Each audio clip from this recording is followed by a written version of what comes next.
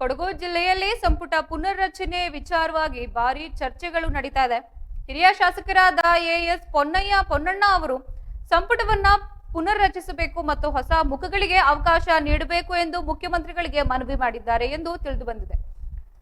ಇದು ಯಾವುದೇ ಬಂಡಾಯ ಅಥವಾ ಪಕ್ಷ ವಿರೋಧಿ ಚಟುವಟಿಕೆಯಲ್ಲ, ಬದಲಿಗೆ ಸರ್ಕಾರದ ಆಡಳಿತವನ್ನ ಮತ್ತಷ್ಟು ಪರಿಣಾಮಕಾರಿಯಾಗಿಸಲು ಕೆಲವು ಬದಲಾವಣೆಗಳನ್ನ ಮಾಡಬೇಕೆಂಬ ಆಶಯದೊಂದಿಗೆ ಈ ಬೇಡಿಕೆ ಇಡಲಾಗಿದೆ ಎಂದು ಸ್ಪಷ್ಟಪಡಿಸಿದ್ದಾರೆ. ಸರ್ಕಾರ ಅಧಿಕಾರಕ್ಕೆ ಬಂದು 3 ವರ್ಷಗಳು ಕಳೆದಿದ್ರೂ ಕೂಡ ಈ ಅವಧಿಯಲ್ಲಿ ಹಲವು ಶಾಸಕರು ಸಚಿವ ಸ್ಥಾನಕ್ಕಾಗಿ ಆಗ್ರಹಿಸಿ ಈಗಾಗಲೇ ಪತ್ರ ಬರೆದಿದ್ರು.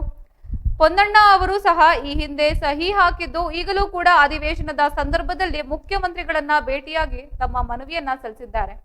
ಅಲ್ಲದೆ ಹೈಕಮಾಂಡ್ ಗಮನಕ್ಕೆ ತರುವುದಾಗಿ ಮುಖ್ಯಮಂತ್ರಿಗಳು ತಿಳಿಸಿದ್ದು, ಆದರೆ ಈ ಕುರಿತು ಯಾವುದೇ ನಿರ್ದಿಷ್ಟ ಮಾಹಿತಿ ಲಭ್ಯವಿಲ್ಲ ಎಂದು ಹೇಳಿದ್ದಾರೆ. ಸಂಪುಟ ಪುನರ್ರಚನೆ ಆಗಬೇಕು, ನಮಗೂ ಮಂತ್ರಿ ಸ್ಥಾನ ಸಿಗಬೇಕು ಎಂದು ಎಲ್ಲ ಸರ್ಕಾರಗಳಲ್ಲೂ ಸಾಮಾನ್ಯವಾಗಿದೆ ಎಂದು ಪೊನ್ನಣ್ಣ ಅವರು ಅಭಿಪ್ರಾಯಪಟ್ಟಿದ್ದಾರೆ. ಇನ್ನೊಂದೆಡೆ ಅಮೆರಿಕ ಇರಾನ್ ಮಾತುಕತೆ ವೈಫಲ್ಯದ ಹಿನ್ನೆಲೆಯಲ್ಲಿ ಯುದ್ಧದ ವಿರುದ್ಧ ಶಾಸಕ ಪೊನ್ನಣ್ಣ ಆಕ್ರೋಶ ವ್ಯಕ್ತಪಡಿಸಿದ್ದಾರೆ.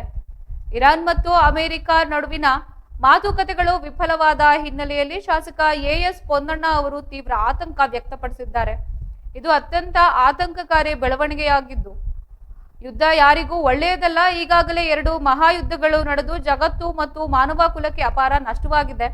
ಯುದ್ಧ ಯಾವುದೇ ಸಮಸ್ಯೆಗೆ ಪರಿಹಾರವಲ್ಲ, ಯುದ್ಧ ನಿಲ್ಲಬೇಕು ಎನ್ನುವುದು ನಮ್ಮ ಆಶಯ ಎಂದು ಹೇಳಿದ್ದಾರೆ. ಕೆಲವು ದೇಶಗಳು ತಮ್ಮ ಆರ್ಥಿಕ ಸ್ಥಿತಿಯನ್ನ ಬಲಪಡಿಸಿಕೊಳ್ಳಲು ತಪ್ಪು ನಿರ್ಧಾರಗಳನ್ನ ತೆಗೆದುಕೊಳ್ತಾ ಇದೆ. ಇಸ್ರೇಲ್ ಮತ್ತೆ ಅಮೆರಿಕ ಮಾಡುತ್ತಿರುವುದು ಸರಿಯಲ್ಲ ಎಂದು ಪೊನ್ನಣ್ಣ ಅವರು ಟೀಕಿಸಿದ್ದು, ವಿದೇಶಾಂಗ ನೀತಿ ರೂಪಿಸುವುದಾಗಿ ಯಾವುದೇ ಅತಿಕ್ರಮಣವನ್ನ ಒಪ್ಪಿಕೊಳ್ಳಲು ಸಾಧ್ಯವಿಲ್ಲ. 1947ರಲ್ಲಿ ಭಾರತ ಧೂಳಿನಿಂದ ಕೂಡಿದ ದೇಶವಾಗಿತ್ತು. ಈಗ ಎತ್ತಿನ ಗಾಡಿಗಳು ಓಡಾಡುತ್ತಿದ್ದು, 1952ರಲ್ಲಿ ನೆಹರು ಅವರು ಚುನಾವಣೆಯಲ್ಲಿ ಗೆದ್ದಿದ್ದು, ನಂತರ ರಷ್ಯಾ ಮತ್ತೆ ಅಮೆರಿಕದೊಂದಿಗೆ ಗುರುತಿಸಿಕೊಳ್ಳದೆ ತಟಸ್ಥ ನೀತಿಯನ್ನ ಅನುಸರಿಸಿದ್ದಾರೆ. ಇದೇ ನೀತಿಯನ್ನ ಈ ಸರ್ಕಾರವು ಮುಂದುವರಿಸಬೇಕು ಎಂದು ಪೊನ್ನಣ್ಣ ಅವರು ಅಭಿಪ್ರಾಯಪಟ್ಟಿದ್ದಾರೆ.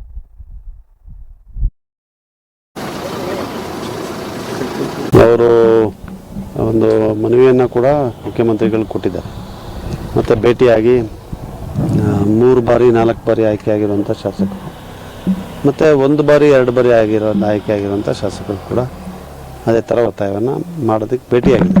ಅವರು ಮುಖ್ಯಮಂತ್ರಿಗಳನ್ನ ಭೇಟಿ ಮಾಡಲಿಕ್ಕಾಗಲಿಲ್ಲ, ಇವರು ಭೇಟಿ ಮಾಡಿ ನಾವು ಹೈಕಮಾಂಡ್ ಹತ್ರ ಹೋಗ್ತೀವಿ ಅಂತ ಹೇಳುವಂಥದ್ದು ಆವಾಗ ಸುದ್ದಿ ಇತ್ತು. ಹೋಗಿದ್ದಾರೆ ಅಂತ ಇಲ್ಲೋ ಅಂತ ಗೊತ್ತಿಲ್ಲ. ಓಕೆ ಸರ್, ಬಟ್ ಈಗ ಏನಂತಂತಂದರೆ ಅಂತಿಮವಾಗಿ ಸಚಿವ ಸಂಪುಟವನ್ನು ಪುನರ್ರಚನೆ ಮಾಡೋಂಥದ್ದು ಅಥವಾ ಹೊಸಬ್ರು ಸೇರಿಸ್ಕೊಳ್ಳೋಂಥದ್ದು ಎಲ್ಲವೂ ಕೂಡ ಮುಖ್ಯವಾಗಿ CM ಅವ್ರಿಗೇ ಆ ಒಂದು ಅಧಿಕಾರ ಇರುತ್ತೆ. ಬಟ್ ಅವ್ರನ್ನ ಬಿಟ್ಟು ಹೈಕಮಾಂಡ್ ಬಳಿಗೆ ಹೋಗ್ತಿರೋಂಥದ್ದು ಇಲ್ಲ. ಅವು ಮುಖ್ಯಮಂತ್ರಿಗಳನ್ನು ಭೇಟಿ ಮಾಡಿದ್ದಾರೆ. ಮುಖ್ಯಮಂತ್ರಿಗಳಿಗೆ ಭೇಟಿ ಮಾಡಿ ವಿಧಾನಸಭೆ ನಡೀತಾ ಇದ್ದಾಗೇ ಅವ್ರಿಗೆ ಮನವಿಯನ್ನು ಕೂಡ ಕೊಟ್ಟಿದ್ದಾರೆ. ಬಹುಶಃ ನಾವು ಹೈಕಮಾಂಡ್ ಹತ್ರ ಹೋಗ್ತೀವಿ ಅಂತ ಅವ್ರ ಗಮನ ಕೂಡ ತಂದಿದ್ದಾರೆ. ಇದರಿಂದ ಏನು ಮುಖ್ಯಮಂತ್ರಿಗಳನ್ನ ಬಿಟ್ಟು ಮಾಡ್ತಾ ಇದ್ದಾರೆ, ಇದೇನು ಬಂಡಾಯ ಅನ್ನೋ ಥರದ್ದು ಏನೂ ಇಲ್ಲ. ಎಲ್ಲರಿಗೂ ಗೊತ್ತಿರುವಂಥ ವಿಚಾರನೇ ಇದು. ಪುನರ್ರಚನೆ ಆಗಬೇಕು, ಮಂತ್ರಿಮಂಡಲಗಳಲ್ಲಿ ಅವಕಾಶ ಸಿಗಬೇಕು ಅಂತ ಬೇಡಿಕೆ ಇದ್ದೇ ಇರ್ತದಲ್ಲ, ಎಲ್ಲ ಸರ್ಕಾರದಲ್ಲೂ ಇರುತ್ತೆ.